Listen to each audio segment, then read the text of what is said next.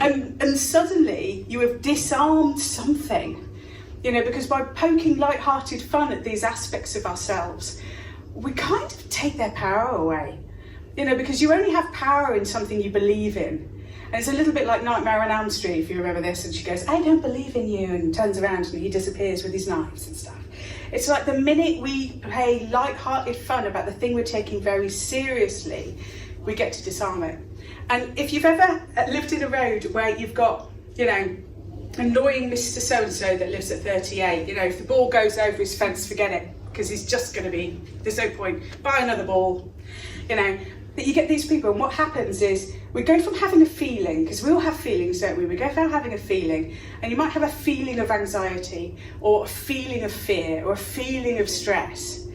But the minute we say, I am stressed, I have anxiety, we suddenly have created these things to become part of our personality.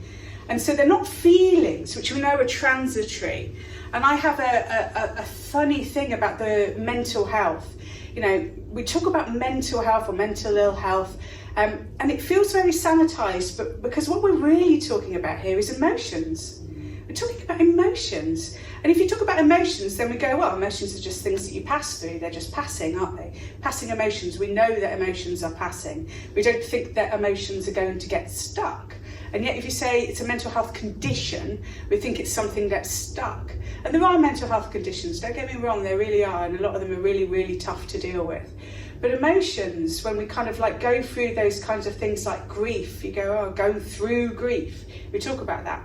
We go through anxiety. It's part of, I mean, certainly if you're a teenager, it's part of the course. You know, we go through feelings of fear. We go through feelings of not being enough. We go through feelings of imposter syndrome, but they don't last.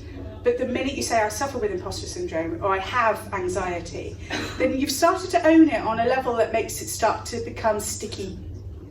And then what happens when you've made it sticky, it becomes really hard to kind of like move on from it, because you then start telling people that you're like this, so that they move around you, make things easier for you, do things for you to make it a little bit more simpler, rather than what my grandmother would have said, oh, you get over it. You know, you can't say that now. You know, so those feelings, when we know that feelings will go and we don't pay so much intense importance to them, they are easier to let go of, because at the minute they go from a feeling to who we are to our character, then you're not going to get your ball back. You then become the person in your old age where, as my mother would say, you get the face you deserve. You know, it's like I have these kind of like jazz hands, crow feet, you know, from smiling so much. Jazz hands of my face, you know. But you can tell, can't you, when somebody has lived a life where they didn't get to go through trauma, it got stuck.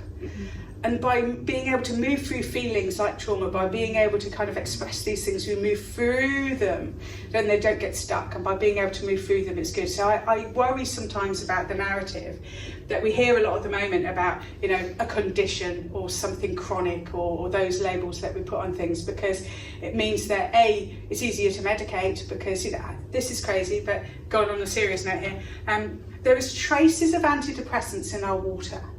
Traces of antidepressants in our water. We're the second highest taker of antidepressants in Europe.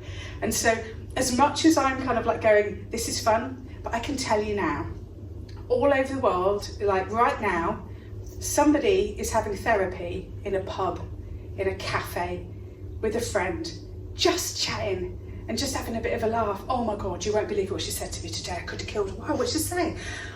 She said, oh, she didn't. What a cow. I know, exactly that, blah, blah, blah. Yeah, well, here's another thing. You know, I was meeting Peter. All of that is therapy, and you are all therapists. Any of you that make your colleagues laugh about something going on, or you put down the phone and you go, oh God, and then now you've got words, controller, tell me about it. Oh, was that person being a bit of a saboteur in that meeting? Yeah, I think so. I think she's acting a bit of a perfectionist. Am I? Yes, you are. You know, so by doing that, the light-hearted fun means we go back to something that we have been doing forever.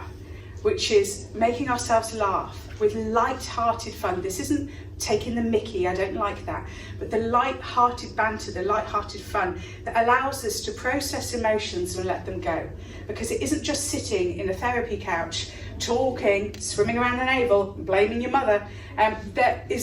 It's not the only way to be able to move through emotions. And so I think having a bit of light-hearted fun is also really great for that.